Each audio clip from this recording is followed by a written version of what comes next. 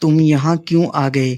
میں چپ رہا تو خالہ نے پھر سرگوشی کی، تم یہاں سے چلے جاؤ، عظمیٰ وغیرہ اٹھ جائیں گی اور بہت برا ہو جائے گا۔ میں چپ چاپ بیٹھا رہا۔ تب خالہ نے کہا، آرام سے باہر جاؤ، میں آتی ہوں۔ میں ویسے ہی خاموشی سے وہاں سے اٹھ کے باہر برآمدے میں آ کے کارنر میں کھڑا ہو گیا اور خالہ کے آنے کا انتظار کرنے لگا۔ 2 منٹ ہی ہوئے ہوں گے مجھے، تب خالہ آ گئیں اور برآمدے میں ادھر ادھر دیکھنے لگیں۔ میں آگے بڑھا تو خالہ نے باہر آنے کا اشارہ کیا اور برآمدے کی کنڈی کھولنے لگیں۔ کنڈی کھل گئی، ہم دونوں باہر آ گئے اور خالہ نے برآمدے کا دروازہ بند کر دیا، لیکن باہر سے کنڈی نہ لگائی۔ ہم دونوں باہر صحن میں آ گئے اور تھوڑی دور برآمدے کے دروازے اور کھڑکی پر نظر رکھی کہ کوئی اندر سے جاگ کر برآمدے میں آئے گا تو ہم اس کو دیکھ لیں گے۔ خالہ مجھے کہنے لگیں کہ اگر کوئی جاگ گیا تو اپنے چہرے پر پریشانی نہیں لانی، بلکہ کہہ دینا مجھے خالہ نے اٹھایا ہے باتھ روم میں آنے کے لیے۔ ہم دونوں ساتھ ساتھ ہی کھڑے تھے۔ تب خالہ بولیں، بولو اب ندیم، کیا بات ہے؟ میں نے کہا، خالہ مجھے نیند نہیں آ رہی اور آپ بھی جلدی چلی گئی، اس لیے آیا تھا۔ خالہ بولیں، میں کب جلدی چلی گئی تھی؟ اتنی دیر آج تو ہم اوپر رہے کہ سب سو گئے، پتہ نہیں کیا سوچتے ہوں گے۔ میں نے کہا، خالہ میرا دل نہیں لگ رہا تھا اس لیے آ گیا، میں پہلے بھی تو آ جاتا تھا۔ وہ بولی، پہلے تم دبے پاؤں نہیں آتے تھے، اگر تم کو ایسے دبے پاؤں آتے ہوئے کسی نے دیکھ لیا ہوتا تب کیا بنتا؟ میں نے کہا، آپ جاگ رہی تھی کیا جب میں آیا تھا؟ اب خالہ نے کہا، ہاں میں جاگ رہی تھی۔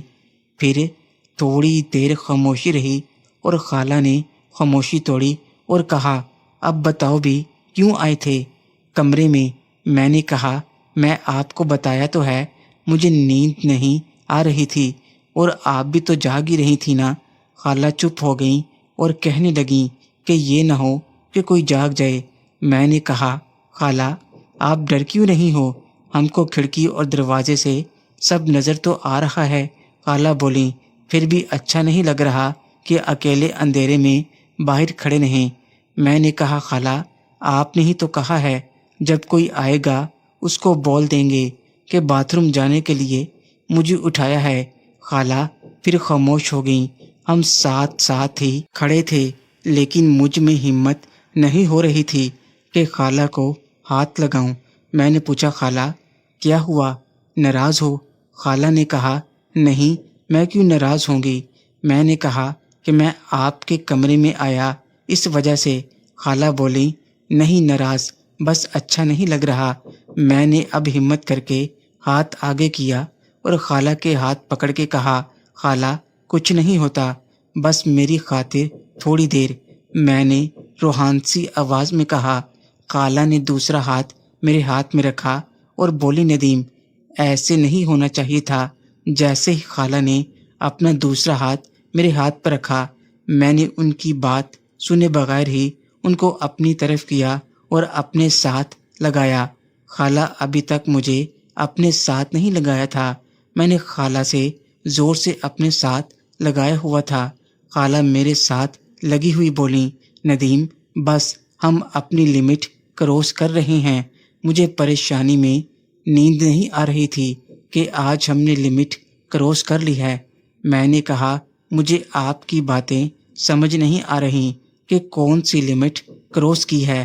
مجھے اچھا لگ رہا ہے آپ کو اپنے ساتھ لگا کر۔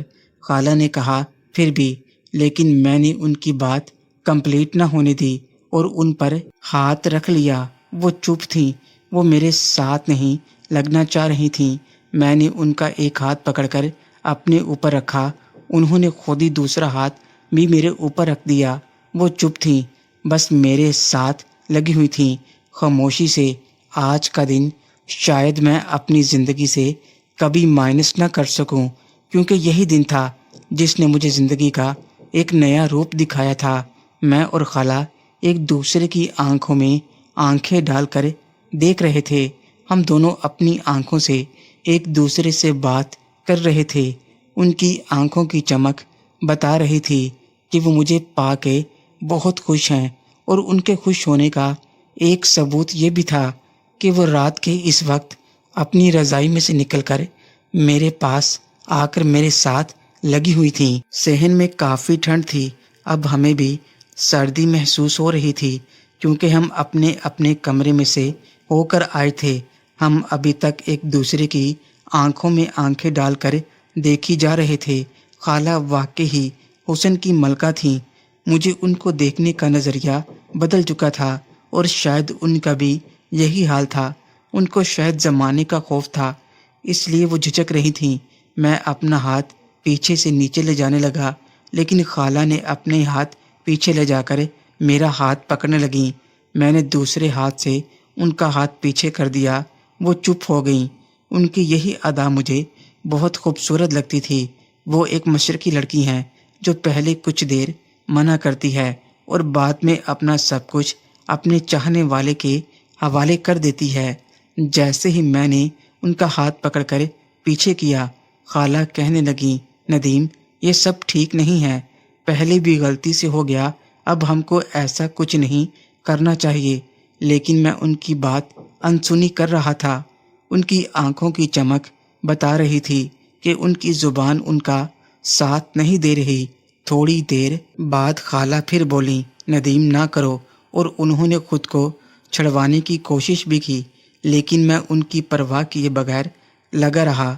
ان کی زبان لڑکھڑا رہی تھی، ان کی آنکھیں بند ہو رہی تھیں۔ ان کی یہ حالت دیکھ کر مجھے لگ رہا تھا کہ وہ اس کام کو انجوائے کر رہی ہیں۔ اتنا تجربہ تو مجھے ہو چکا تھا۔ میں نے ان کو دیکھ کر مجھے مسکراہٹ دی۔ مجھے ایسا لگ رہا تھا جیسے خالہ میرے قابو میں آ چکی ہیں۔ مجھے ان کی کمزوری کا پتہ چل گیا ہے۔ کافی دیر ہاتھ چلانے کے بعد میں نے اپنا ہاتھ اندر کیا۔ جیسے ہی میں نے اپنے ہاتھ کی مٹھی بھری، خالہ نے اپنے منہ سے ایک عجیب سی آواز نکالی اور وہ اپنے ہونٹ کاٹنے لگیں۔ خالہ نے ایک بار پھر منع کیا، لیکن ان کا اس طریقے سے منع کرنا بیکار تھا۔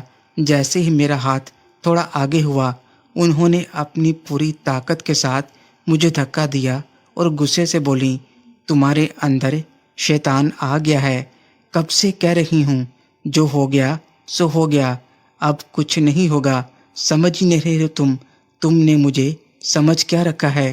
اور خالہ رونے لگیں۔ خالہ کے دھکے سے تو میں ہل ہی گیا۔ میں لڑکھڑا کے دور ہو گیا۔ میں دور کھڑا خالہ کو دیکھ رہا تھا۔ میں نے آج پہلی بار ان کو اتنے غصے میں دیکھا تھا۔ مجھے تو ایسے سانپ سونگھ گیا تھا۔ خالہ بولیں، میں تم کو ایسا نہیں سمجھتی تھی، میں تم کو اپنا بھانجا سمجھتی تھی۔ مجھے کیا پتا تھا تم میں شیطان آ چکا ہے۔ خبردار، آج کے بعد مجھ سے کبھی بات کرنے کی کوشش کی۔ میں خالہ کو اتنے غصے میں دیکھ کر ڈر بھی گیا اور پریشان بھی بہت ہوا، لیکن میں کر بھی کیا سکتا تھا۔ خالہ مجھے گھورتی ہوئی وہاں سے چلی گئیں۔ میں وہاں ان کو جاتے ہوئے دیکھ رہا تھا۔ موسم اتنا زیادہ سرد نہیں تھا، لیکن پھر بھی سردی تو تھی، لیکن میرا سارا جسم پسینے میں ڈوب گیا۔ محترم ناظرین اور سامعین، اس کہانی کا بقیہ حصہ اگلی آنے والی ویڈیوز میں پیش کیا جائے گا۔ اگر آپ کو یہ کہانی اچھی لگے، ویڈیو کو لائک اور ہمارے چینل کو سبسکرائب ضرور کریں۔ شکریہ۔